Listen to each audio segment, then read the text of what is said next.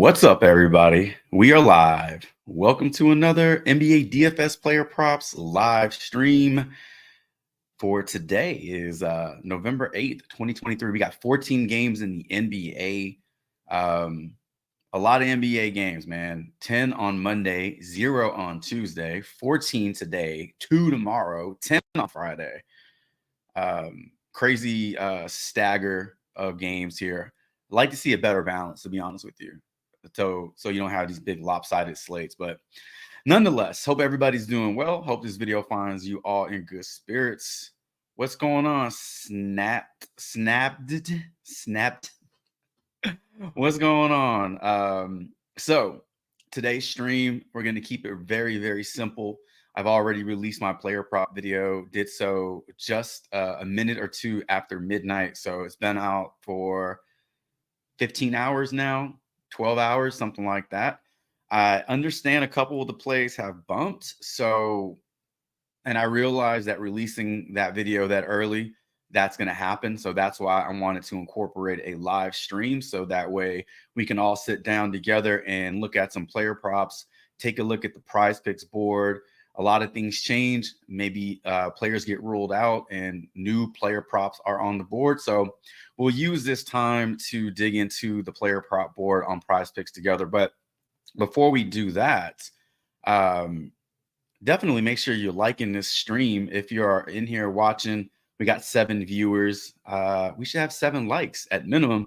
I won't ask for a sub or anything until the end of the video. If you like it, you make it that long, then definitely consider subbing up. So I did want to spend a moment or two taking a look at the injury news because it has changed since my previous video. So still got a lot of same names on here, but we got some added names to the out list. So Zion is now out.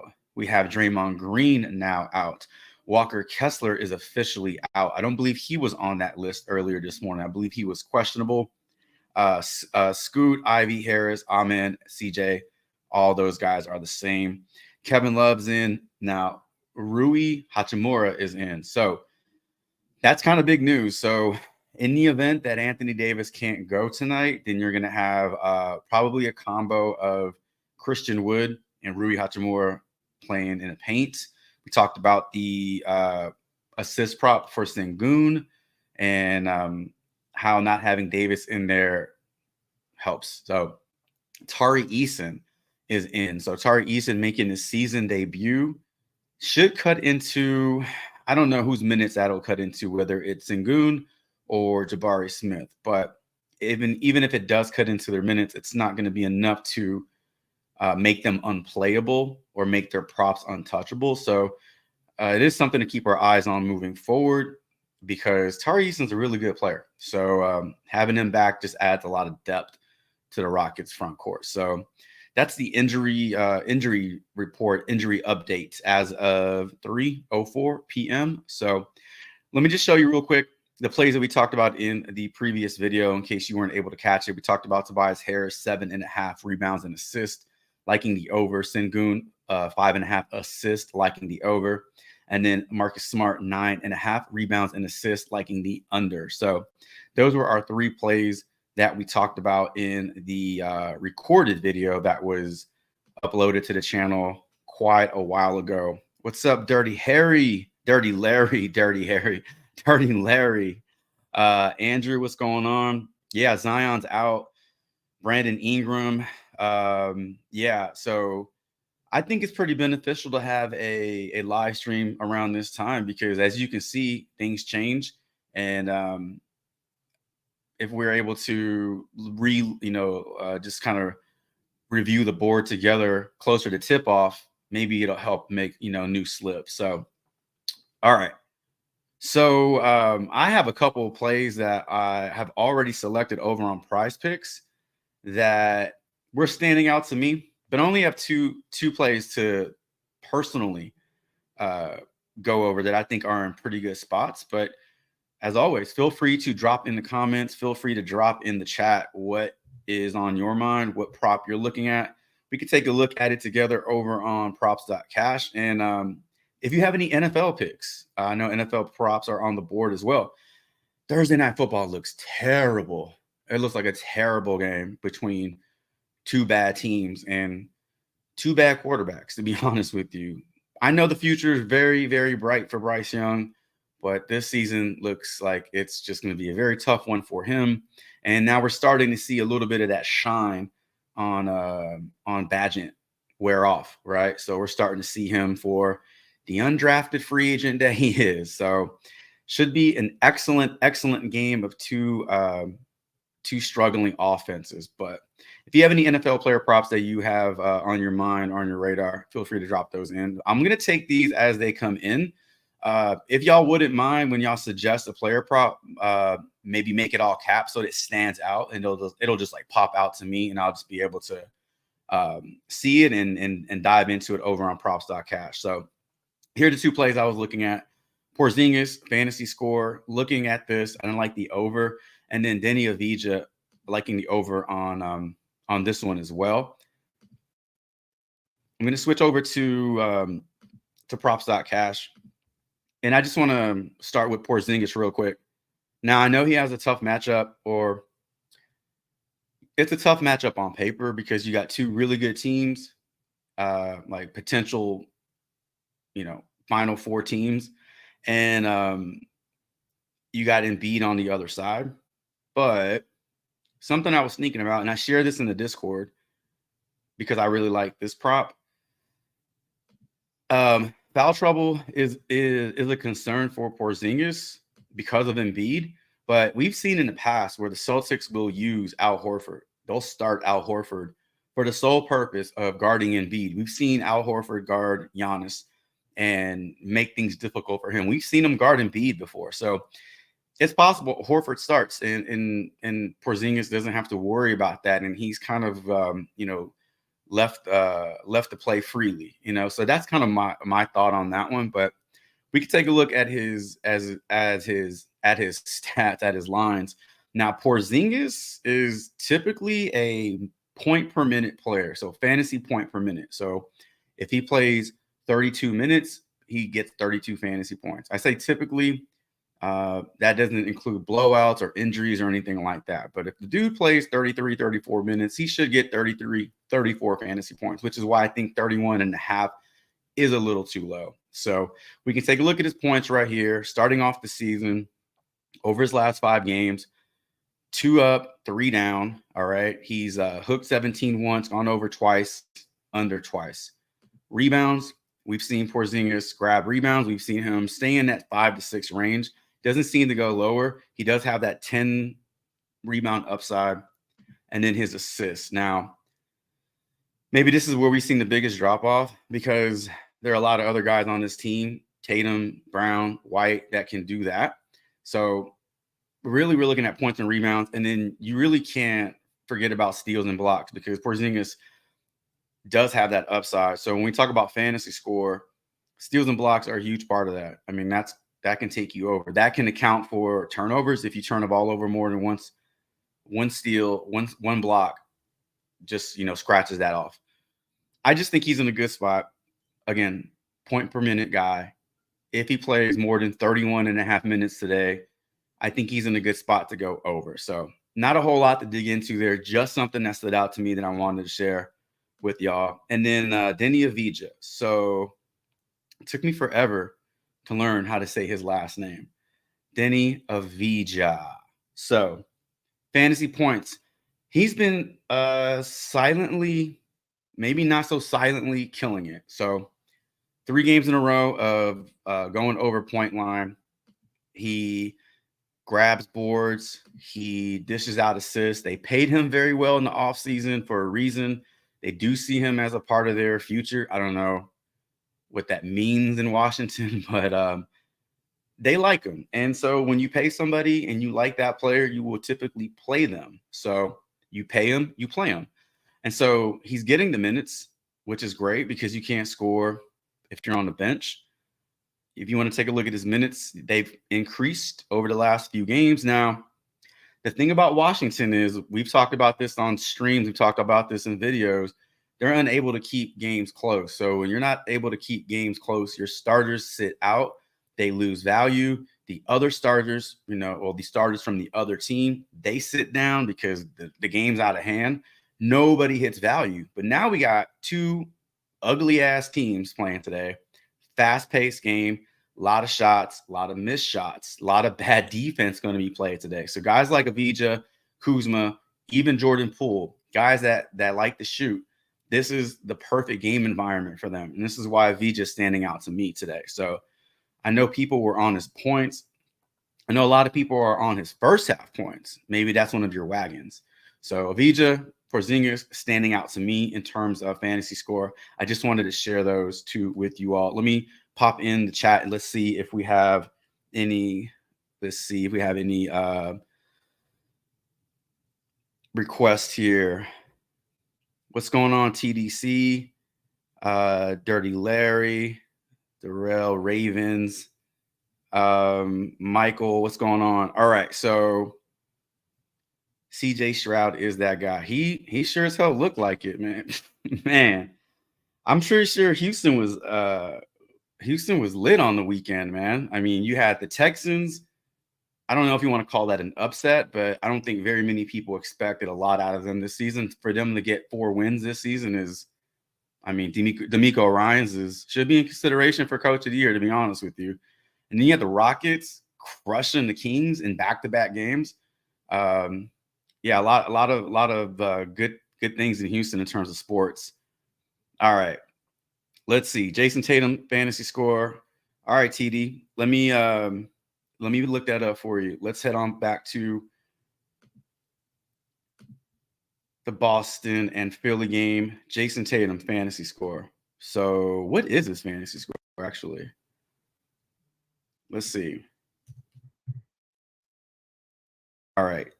Sitting at 48. I don't know if that got bumped from 47.5 or if it got dropped, So right now sitting at 48. Let's take a look at this. So starting off with his points, 29.5, minus 115 to go under, minus 105 to go over. I mean, he's got 4 straight games of giving you 30 plus points.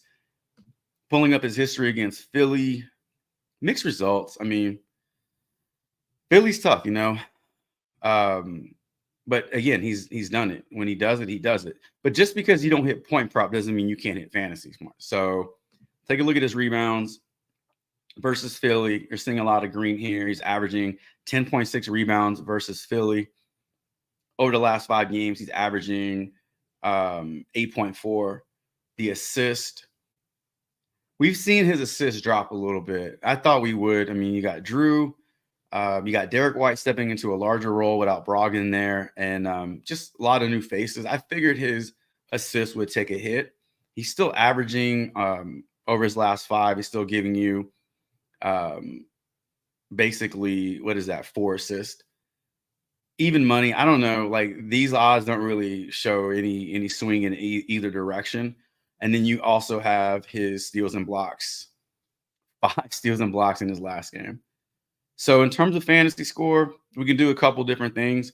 We can take a look at the projections and see what props.cash has us at. So on a 29.5 point prop, they have his points at roughly 26. 8 rebounds, that's 10 fantasy points. That's 35. 3 assists, that's 39.5. And then we can take a look at his steals and blocks. So 39.5, 42.5, looking like closer to 44 minus the 2 turnovers. So I don't know. His fantasy score, maybe not. Because he needs 48.1 fantasy points to go over this. And a 48 gets you the push. What about PRA? When I see the math not add up to the fantasy score total, I start digging into individual lines that we can attack. Because if a player's fantasy score isn't, going to project for the over, it doesn't mean that they're going to fail at every single prop. There might be a prop in there like steals and blocks, like 3-pointers made, that we can attack as well. So is he really propped at 3.5 3-pointers made? That's a lot. Damn. The one thing to keep in mind versus Philly is these games are usually very competitive. And I know it's not going to be a very fast-paced, high maybe not like one of the higher scoring games, but it's a game full of stars, and somebody's got to step up for Boston. So if I had to put my money on, say, Tatum would be that guy. And as long as Porzingis gets over fantasy score, I'm good. So I don't know. I don't know about Tatum's fantasy score, but I do like his point prop, especially against Philly. And if you can find a good line on maybe steals and blocks or 3-pointers made. All right, what else? What else do we have here? Wemby rebounds at 8. Max Strus assist over. All right, Wemby. That should be a fun game. Just because he's in New York and that's a big stage, playing in MSG. Wemby rebounds. All right. Minus 130 to go over 7.5. It's currently at 8. So minus 130. If it's at 8, then now you're probably looking at, I don't know what that does for the odds. Maybe closer to 115, maybe 110, which is still positive. He's averaging almost double digits in his last, 5 games. These 4 games here, 18 plus 19 is 37. 37 divided by 4 is what? Roughly 9. 9 rebounds in the last 4 games. Projected today, based off these projections, to get 8.68. So when I see like the decimal, obviously a player can't get 0.68 rebounds. It'd be like they get it and they throw it out of bounds or something. But it's closer to 9 than it is to 8.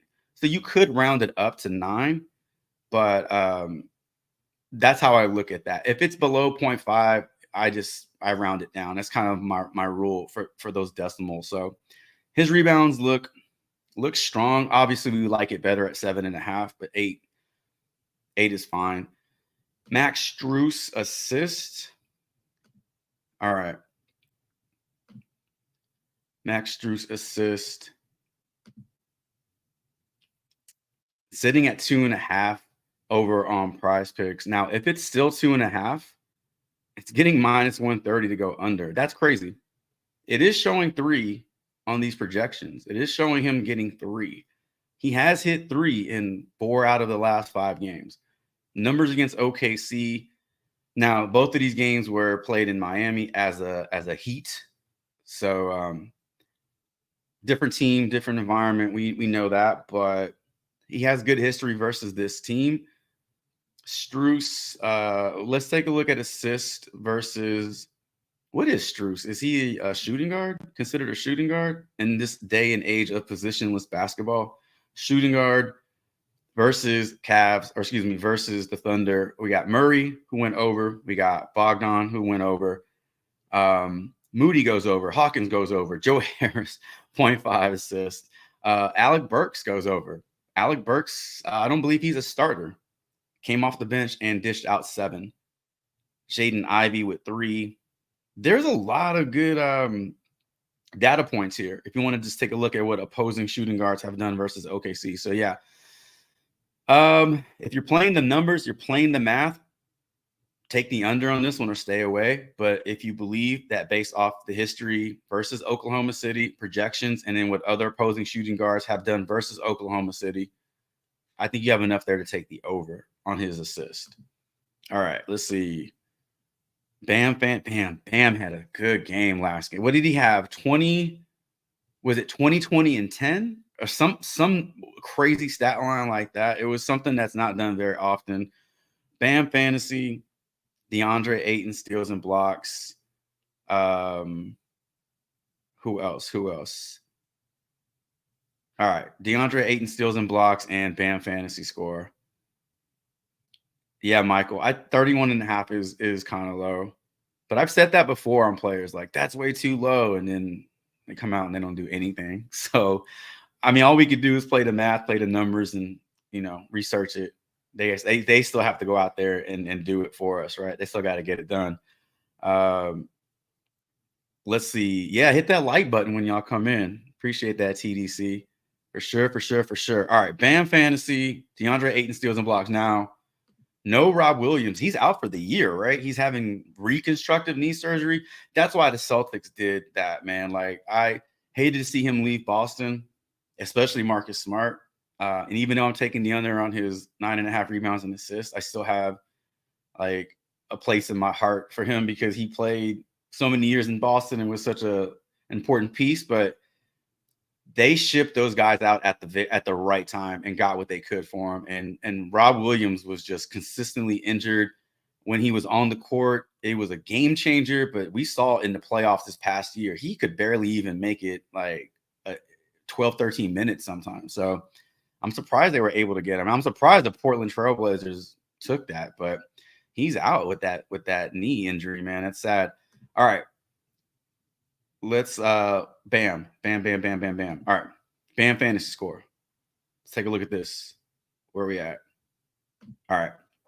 If Tillman's out and if Biyombo starts again, then you got a matchup between Bam and Biyombo. Saying that is really fun. Bam versus Biyombo. Bam should have the advantage in that matchup for sure. But let's take a look at his numbers overall. So we're looking at points first because we're talking about fantasy score. Slightly favored to the over here. So we can say that he gets, let's say he just gets 20 points tonight. Rebounds. It'd be so crazy if he got a 20 rebounds again. But let's say he gets you 10. That's 12. 12 plus 20 is 32. I don't even know what his fantasy score is. I'm just going to add all this stuff up. 22. Going under on his assist. I know a lot of people will be very tempted to take the over on his assist because they see that 10 assist game, but you can also see that that's not really what he does all the time. So let's say he gets you 3, which I think is generous. So that's 4.5. That's 36.5. And then we got to factor in steals and blocks. Favor to go over 2, 39, 42. 42 fantasy points minus 2 turnovers for, so roughly 40 fantasy points for Bam Adebayo.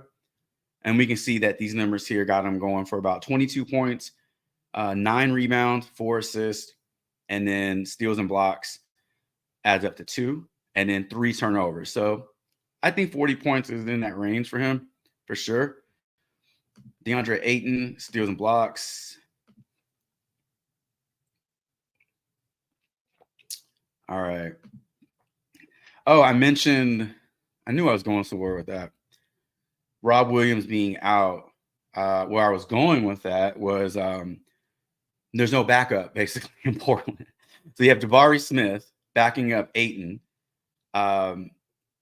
You should see Ayton get 30 plus minutes, moving forward, barring weird circumstances. But the longer he's on the court, the greater shot he has at hitting his lines. So 2.5 steals and blocks, minus 200 to go under this. So books are favoring the under here. Why? So 5 straight games of going over versus Sacramento, who, Sabonis is not going to lock him down. Sabonis is not, I would not call him a premier defender of the paint. So it's hard for me to look at these odds and say, yeah, but they're there for a reason and they're projecting this to go under for a reason. I just don't see what that reason is. So I know 3 is a lot. To get 6 in the game is crazy, but to get 3 is a lot. But again, we talk about opportunity. Minutes on the court equal opportunity. So minutes, DeAndre Ayton over his last 3 games versus Sacramento, averaging roughly 36 minutes. Now, those games were played in Phoenix. Now, in Portland, over his last 5 games, he's averaging 32 minutes. Now, his last 3 games, we've seen this increase to 34, 36, and then 35. So no depth in the front court. He should get 35 minutes in this game. Should give him a lot of opportunity to get the over on this one, but just pay attention to those odds because they are favoring the under for some reason. All right, let's see. I got Ayton at 2 before the bump at least. Oh, damn. Nice. Yeah. I used to think that building slips the night before was crazy because you didn't have enough information out there to help. And then things started bumping and changing. And then I realized you have to really get these lines. And if you see one that's just too good, chances are thousands of other people see it also. And as soon as they start hitting over or under or whatever, Prize Picks really does monitor that. And so they'll just bump that shit up. They don't have to follow any books. They can set their own line. So if they just feel like, hey, this is too low, we made a mistake, they will bump it up, or they may just take it off the board. So if y'all can lock in something super early, yeah. And then the only way that would hurt is if that person got ruled out. Then you get a DNP. But if you can lock it in early, man, that's where you can find true value. All right, Kings fans here. We need Fox. Yeah, you do, Michael, because we were talking about this in another live stream, but I noticed that like last year when Fox would sit out, Sabonis would have these crazy inflated PRAs, these fantasy scores, and he would never hit. And you thought maybe it was just a one-game thing, and then it happened again and again. And you realize that without Fox on the court, Sabonis is just half that show. There's no pick and roll. There's a lot of things that aren't being done on the court. And so, yeah, definitely need Fox out there to complement Sabonis. Like Monk doesn't do it. No other guard on that team does what Fox does. So I agree 100% with that. All right, let's see. What's up, Adam? All right. Any other lines? Anybody got any NFL lines? I know it's an ugly game tomorrow, but for sure, definitely down to look up any NFL lines y'all got. If not, that's cool too.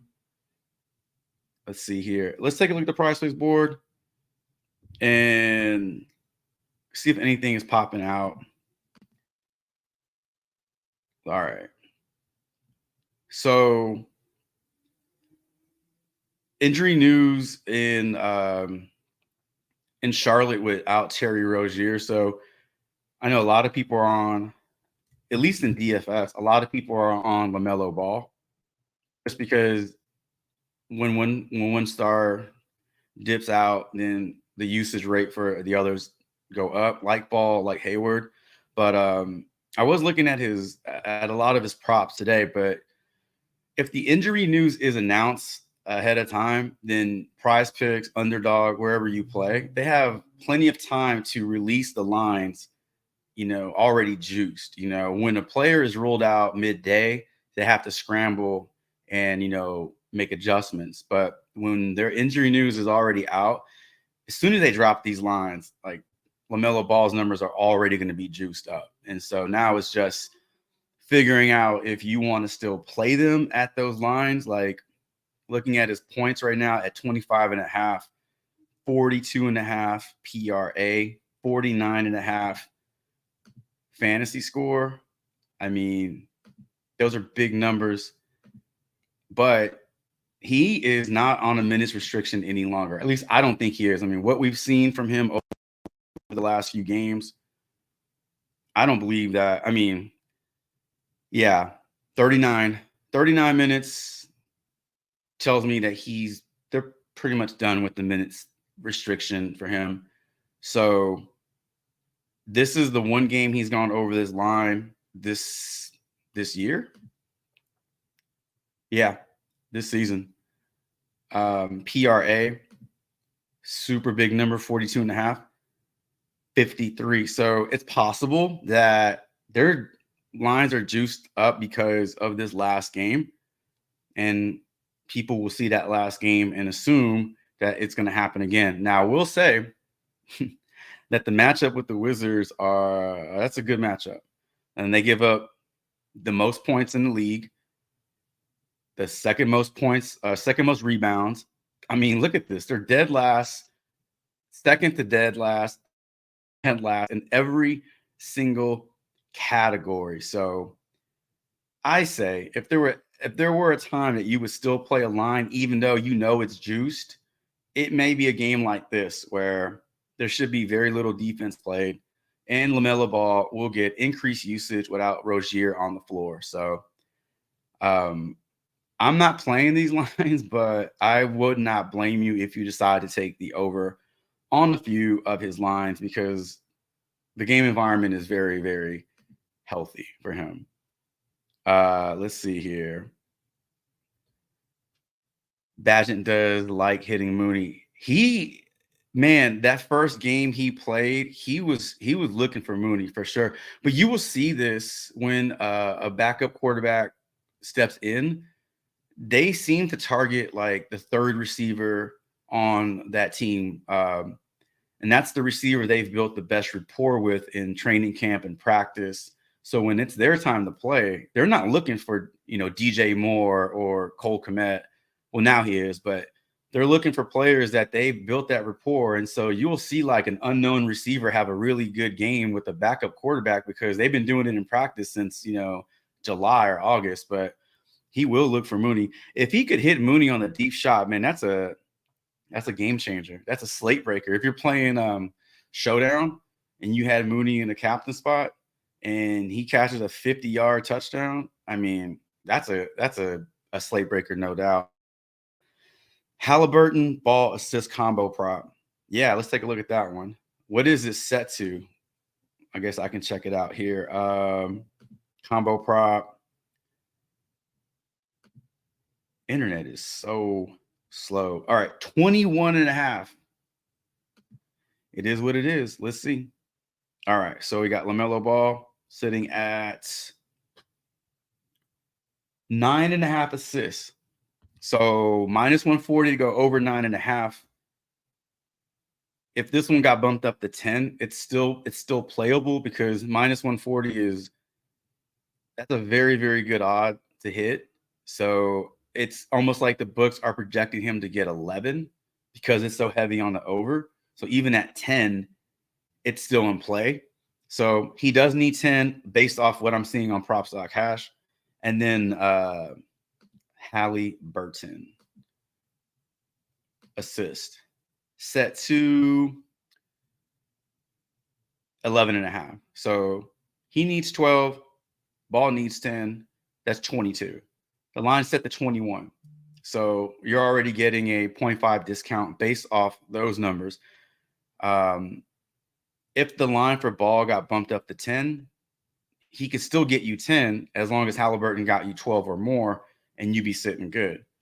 Halliburton, and I noticed this last year, and I played this line, and it backfired on me. But for the most part, he's kind of a slow starter. If you look at his first half numbers, not just assists, but like PRA. Yeah, so like this season, last 5 games, like 2 out of 3 games, he starts off kind of slow, so when you pick his prop, it concerns you when you after one quarter you look at the box score and he's got like 1 foul and a turnover and 1 rebound. And then he comes out at halftime like he shot out of a cannon and he crushes. So looking at his second half numbers, especially like PRA, I mean, that's where he makes like huge dents in his lines. And we talk about matchups. We talk about this Washington-Charlotte matchup. Utah is not that good, and they give up quite a few points per game, 26 in the league. They're on the wrong side of the league in terms of assists allowed, 3-pointers made percentage. So there is a lot of production here to be had for a team like Indiana that wants to move fast. They play with pace. There's not a player on that side of the ball that's in Halliburton's range in terms of talent or being able to slow him down. So I can't see him not having a good game today. And when you combine his assists with LaMelo, I think the over on that one I think that's a pretty strong prop. I mean, 21.5 is a big number. Now it's not, if it was 21 assists for one of those guys, that'd be like, I'm taking the under on that one. But combined, yeah, for sure. I think this is a solid line. I haven't even looked at these combo props yet. This one looks interesting. James Harden, Ben Simmons, told myself I was going to stay away from the Clippers until they figured out what that rotation looks like, or until they trade Westbrook. But Harden really didn't waste any time. He didn't finish with a great line. He didn't finish with great fantasy points. But I mean, he played what, 30 minutes? I think he played the most minutes out of any starter, and he finished the game with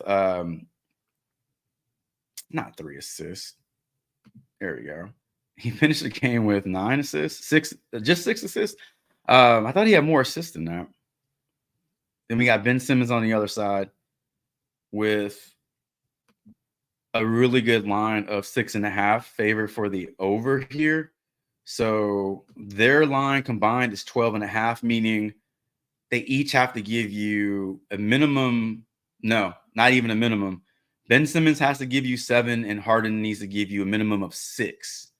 6 for Harden seems very low in this game environment. If you want to play the narrative of him playing his former team and all that jazz, you can do that. But if Ben Simmons gets you 7 and Harden gets you 6, that's 13. That might be another assist combo prop that you could look at.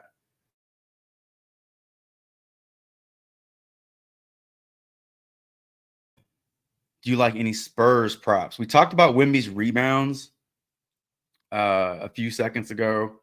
Thoughts on SGA rebounds and assists? We can look at that. Yeah, but injuries for the Spurs today.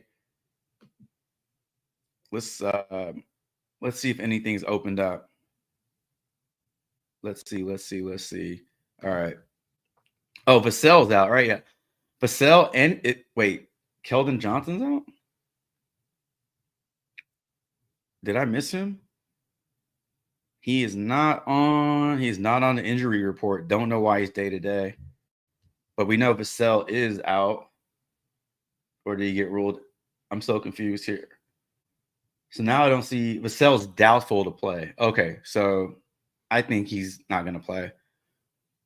But if Keldon Johnson's day to day, he's not even on the questionable list.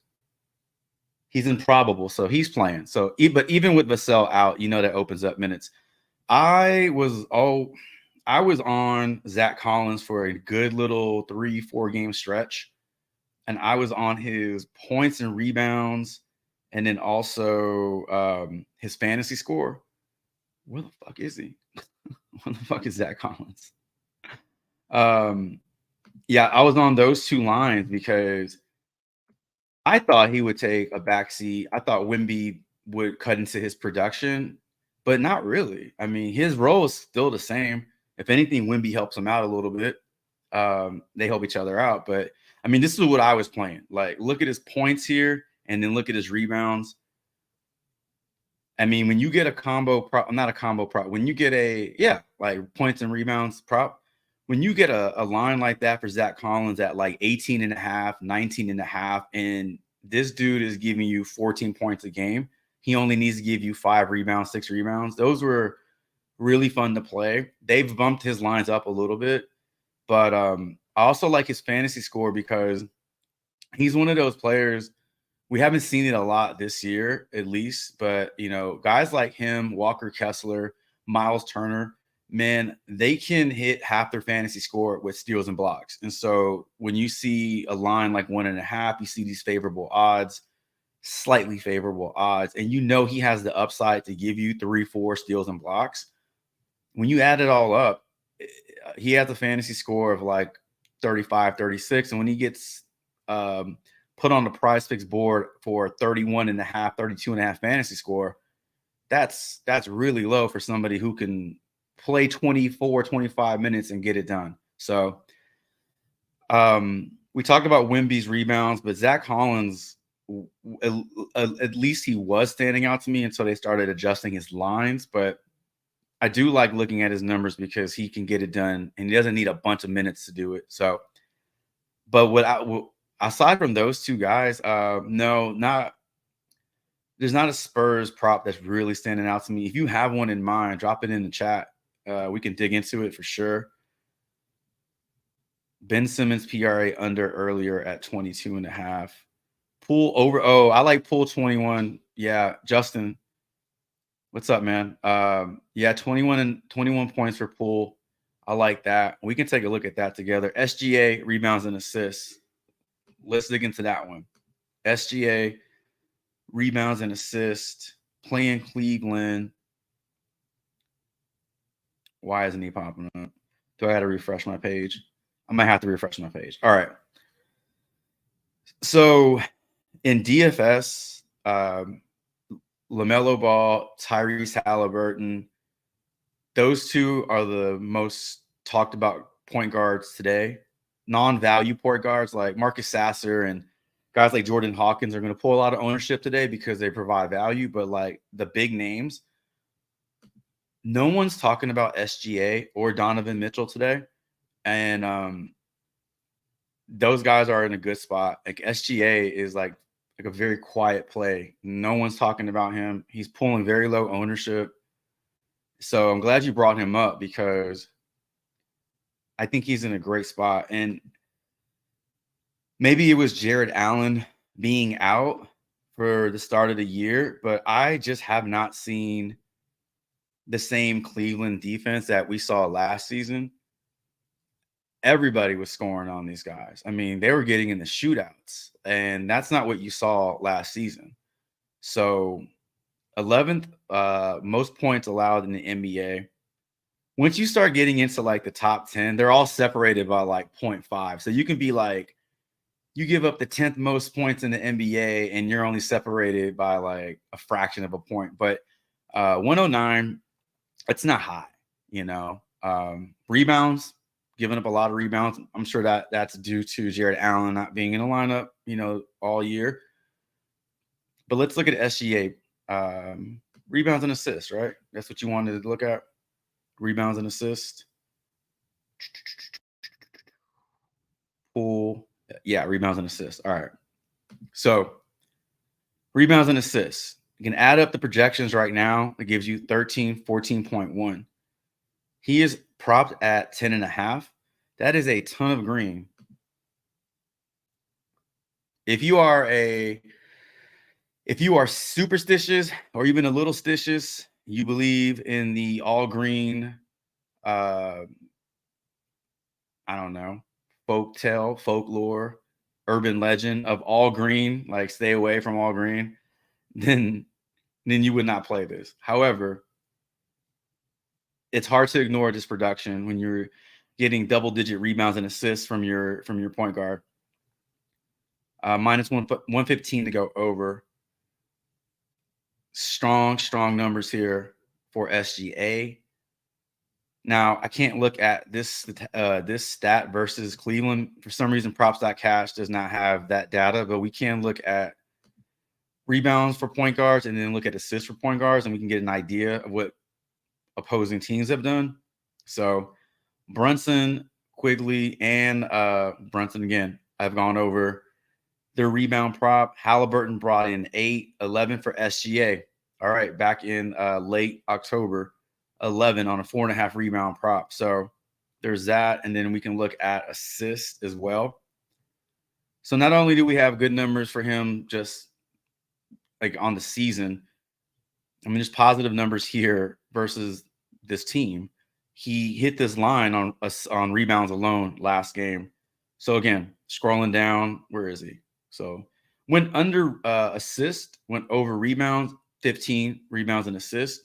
Again, he goes over with just rebounds alone. So as long as he's playing, you know, as long as he's playing, as long as we don't hear anything about him being on a minute restriction or anything like that, he's going to be on the court. And this number of 11 or this number of 10.5 is, now that I'm looking at these stats and looking at the game logs for other players, that seems like a little too low.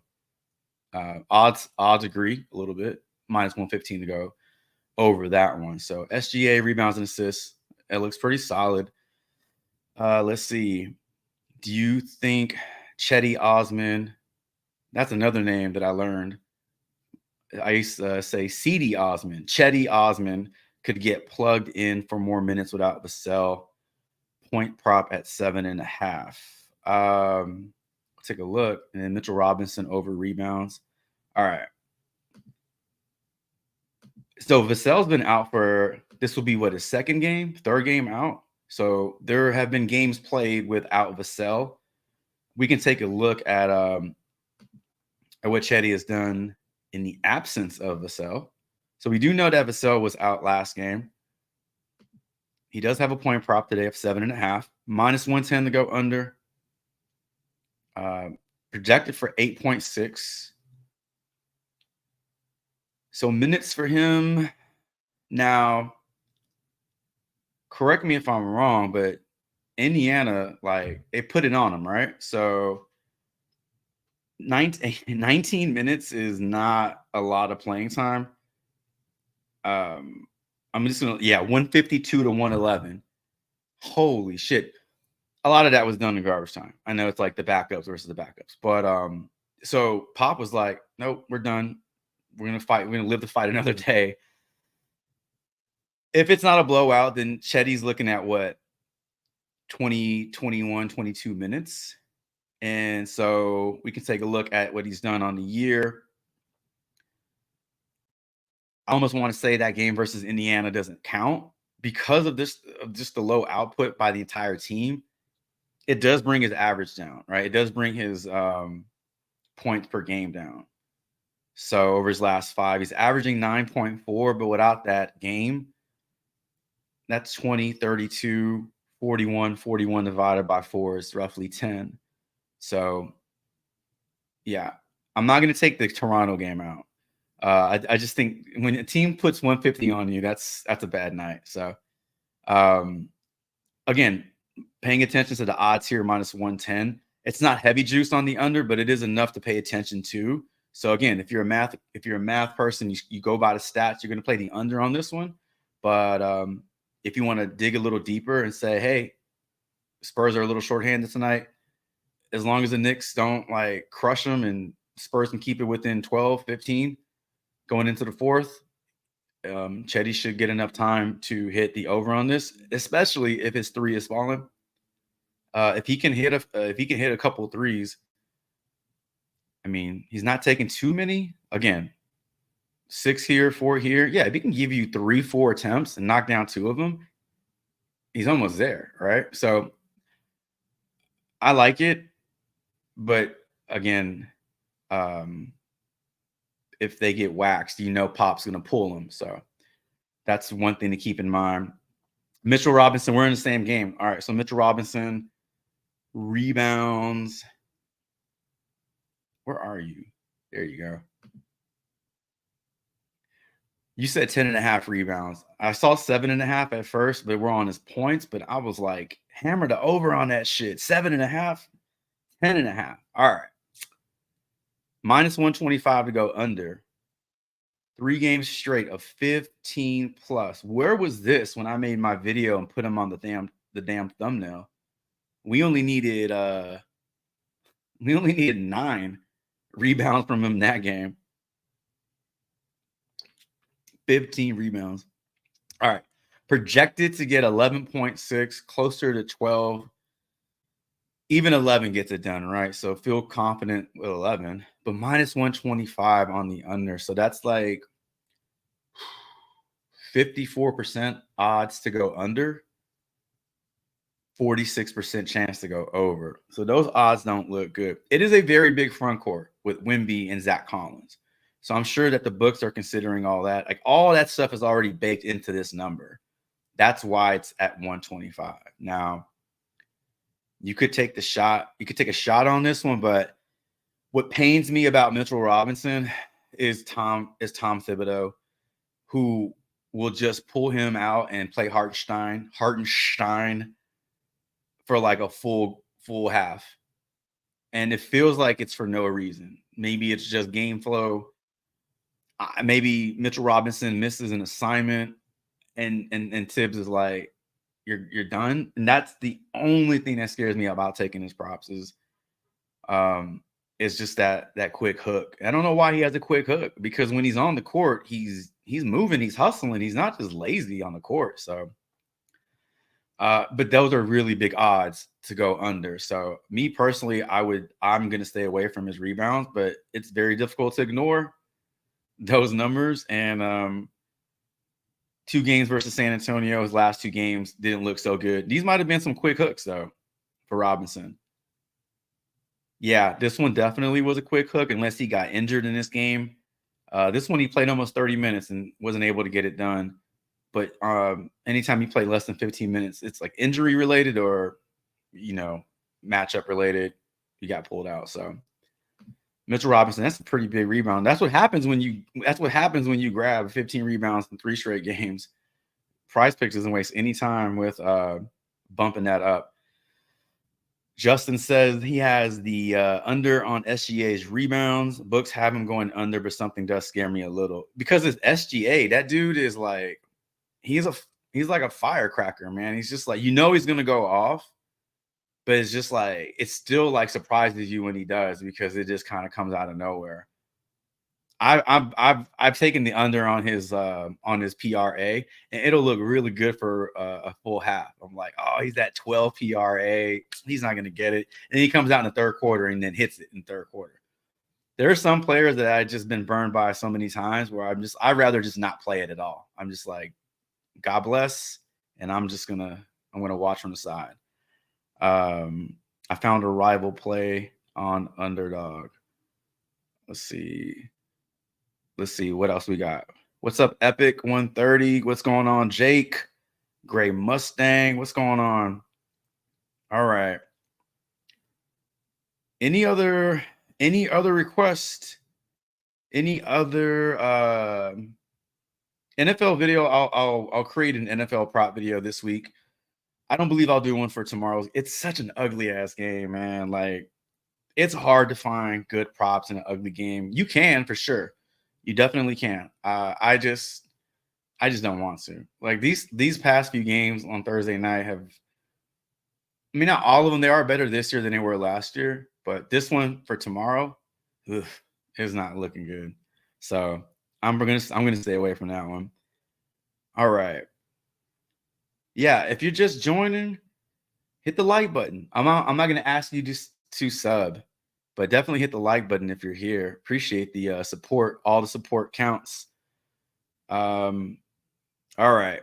If we don't have any other questions for tonight's slate, 14 games on tonight's slates. I'm playing on DK today. So if you are also playing DFS, I'll share my lineup closer to lock in the if you have any interest in seeing. So I play mostly double ups. And then I'll enter that lineup into a few small field GPPs. And every once in a while, I'll play like the larger fields. But I like playing double ups because you don't have to come in first place to cash. You just got to beat half the field.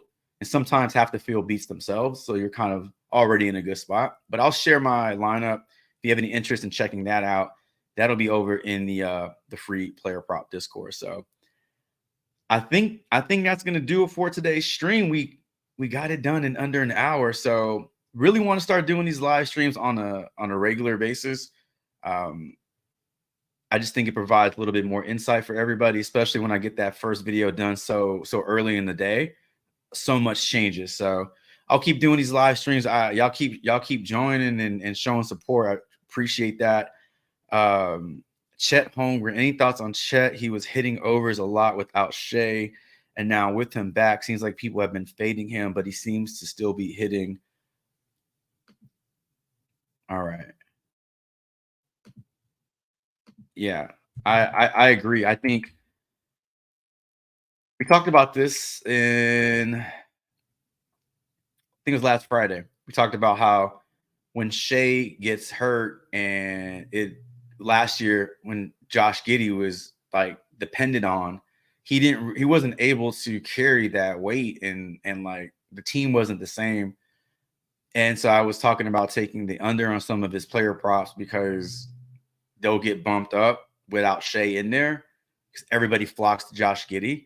Then I thought maybe it'll be different this year with Chet, and maybe Chet will be that guy instead of Giddey. And that's what we saw versus the Warriors, right? Was it the Warriors they played? No.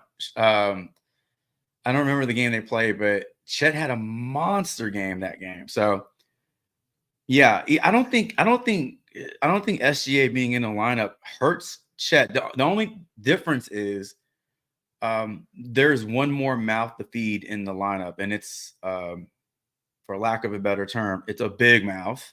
He is the alpha on that team, so he eats first. But I think Chet has already carved out a big enough role in this offense, so I don't think that it's gonna like completely crush his upside. But I mean, he's at a 15.5 point line, 25.5 PRA, 34 fantasy. So we'll take a look at him real quick. If I can find the game. There we go. I'm a little surprised at how good he's been this season. Um, he's a good player for sure. I just thought he'd struggle a little bit more, and he really hasn't at all. I mean, it's still a long season, but so far so good. Minus 105 to go under on his points, but he's got 3 games straight of. I mean, 4 out of the last 5 games he's gone under this. Rebounds were set to 8 on Prize Picks. They've been bumped up from 7.5 to 8. So with the bump, you're probably looking at like minus 105 to go over, which is still slightly over. He's got 3 games of going over. And then PRA. PRA, we saw it over on Prize Picks at 25.5.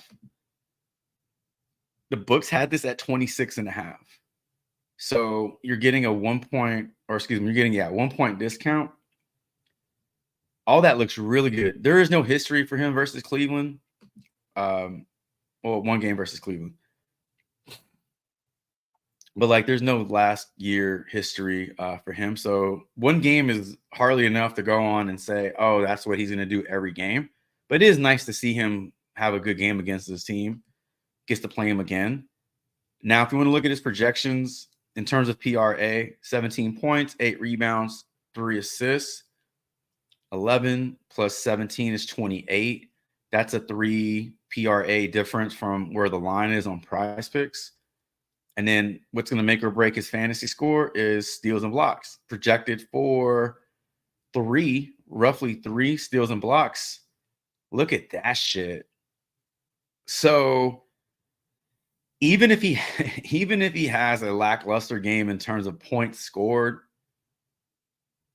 he's projected to go over 2.5, minus 151 to go over. That's closer to 4. That's 12 fantasy points right there. So he could not hit point line. He could technically not hit PRA line and still go over fantasy because of steals and blocks. Turnovers looking like they're projecting him for about 3. So he's in a better spot than I thought he'd be in terms of his lines, in terms of his productivity. Good history versus Cleveland, just 1 game, but it's better than not having any game. So yeah, depending on what prop you're looking at for Chet, I think he's in a good spot. I would feel more comfortable playing his fantasy or his PRA, because that PRA at 25.5 is something he could probably get like before the end of half. I think so. I think that's a solid way to attack his lines. All right. Tatum for 30 points. What's up, Ken? Let's see here. Anything else?